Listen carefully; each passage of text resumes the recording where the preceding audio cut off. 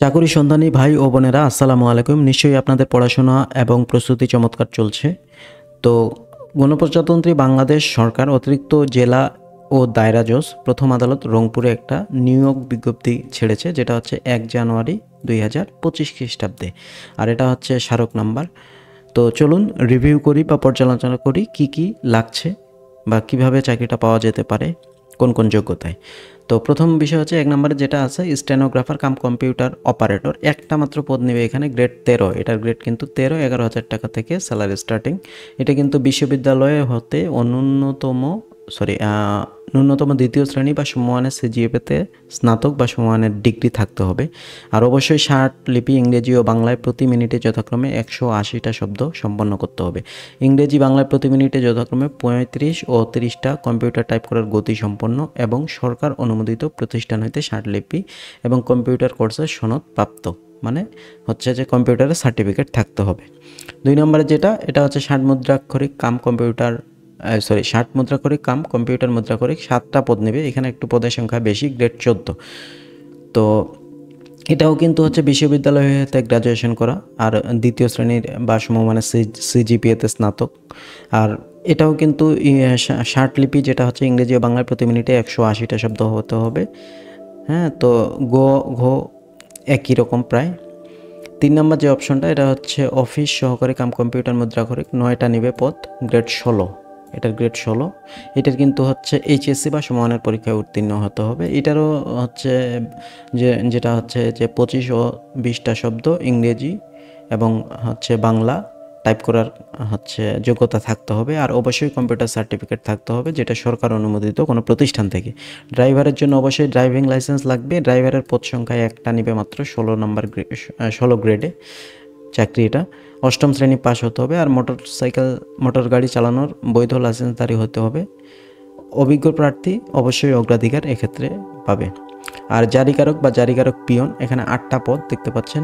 তো 19 number grade এটার। হ্যাঁ, এটা হচ্ছে স্কুল সার্টিফিকেট, মানে এসএসসি যে সমমান, ওইটা সমমান হইতে হবে। আর যদি প্লাস পয়েন্ট হিসেবে ড্রাইভিং, ইলেকট্রিক, অন্যান্য বিশেষায়িত কাজে পারদর্শিতা হিসেবে বিশেষ, মানে এটা প্লাস পয়েন্ট হিসেবে যোগ্যতা হিসেবে গণ্য হবে।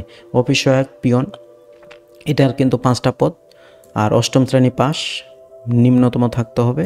ড্রাইভিং লাইসেন্স, ইলেকট্রিক্যাল ও অন্যান্য বিশেষায়িত কাজে পারদর্শিতা অতিরিক্ত যোগ্যতা হিসেবে গণ্য হবে। মানে এই বিষয়গুলো না থাকলে অ্যাপ্লাই করা যাবে না, যা অবশ্যই যাবে, কিন্তু এগুলা একটু বেশি যোগ্যতা হিসেবে প্লাস পয়েন্ট হিসেবে কাজ করবে। আর নৈশ প্রহরী, এটা 2টা নেবে, গ্রেড নাম্বার 20।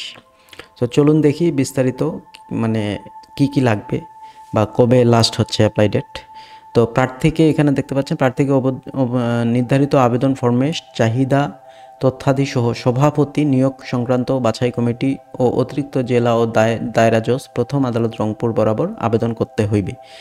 আবেদন ফর্ম ও প্রবেশপত্র এই যে rongpur.judiciary.gov.bd ওয়েবসাইট হইতে ডাউনলোড করত পূরণ করিয়া প্রেরণ করতে হবে। তার মানে আপনাকে এই ওয়েবসাইটটাতে যে আবেদন ফর্মটা হচ্ছে ডাউনলোড করতে হবে এবং ডাউনলোড করে সেটা পূরণ করে এই ঠিকানায় পাঠাতে হবে আর কি।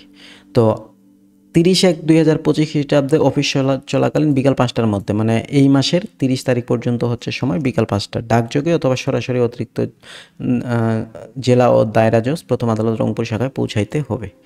আর এরপরে কোনো কিন্তু হচ্ছে তারিখ, মানে এই তারিখের পরে এবং বিকাল 5টার পরে আর হচ্ছে নেওয়া হবে না।